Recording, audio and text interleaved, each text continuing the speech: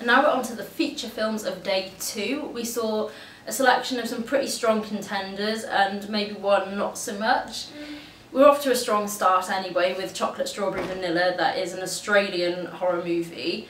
It's not too gory or too kind of, you know, explicitly what you think is horror. Yeah. But once you get into this movie, it's very psychological. And it's basically about this man who's an ice cream van driver, and he is quite lonely and obsessed with a cheesy Australian soap called Round the Block. It's a fictional one, by the way, it doesn't exist. And a particular actress that stars in that, and his obsession basically consumes him.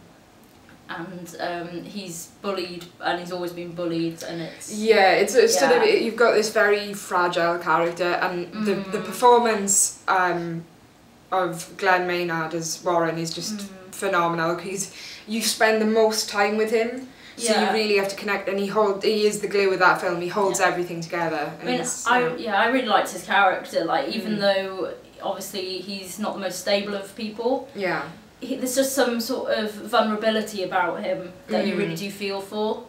I did expect more, perhaps, set pieces and violence related things. I mean, I think it's quite restrained in what it does. Oh yeah, that's what I meant by it's not explicitly like what you kind of think is horror and what you're expecting, but I think there's a good payoff at the end. Again, we don't want to say too much about it. It's so hard. It's one of those things, I think, when you look at it in the first thing, you're expecting to see some crazy guy like driving around in an ice cream van just mowing down passers-by, and it's not that film. It's something way more interesting, I think.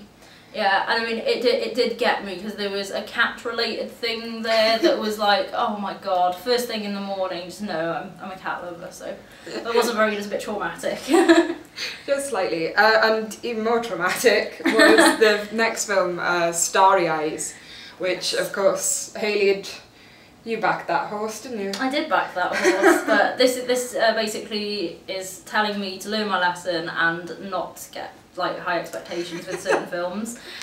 When it started off, I was like, oh, I'm enjoying this. It was a very, very good beginning to it. I got invested in the character, and then it just loses its way. That's how that's what I would particularly criticise it for. Yeah. And it basically shows how somebody will be as ruthless as possible and do whatever they can to get to the top. Yeah, it's frequently very, very interesting as a film, and then it'll veer off. Like, we were talking about Housebound the other day in terms of how many different directions it goes in, but you're with that film every step of the way, whereas with this, I didn't really feel that way about it. Like, I'd go with it to a point, and then I go, oh god, we're going this way now, are we? And then it would be go back that way, and it just isn't. It's a bit strange. It is.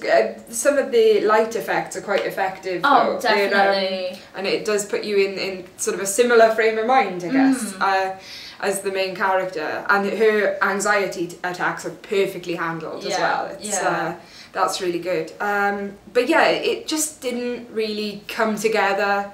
There's like maybe one or two good ideas in there that gets sort of shrouded in all. It gets a bit predictable and generic, and I think it was trying to be Suspiria in its own way. Yeah, particularly the sort of XB of the German lady from Suspiria. Yeah, definitely. One of the sort of auditioners. But what it kind of says is Hollywood is a cutthroat business. You either got it or you don't. They see people frequently all the time, and it's what are you prepared to do to get to the top, and it's pretty sick, really. And I felt no empathy for her, because at the end of the day, she had opportunities to do a few indie flicks.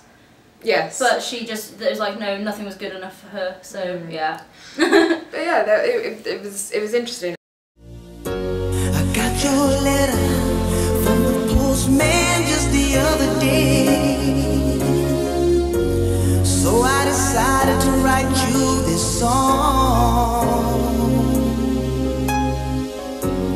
just to let you know exactly the way I feel,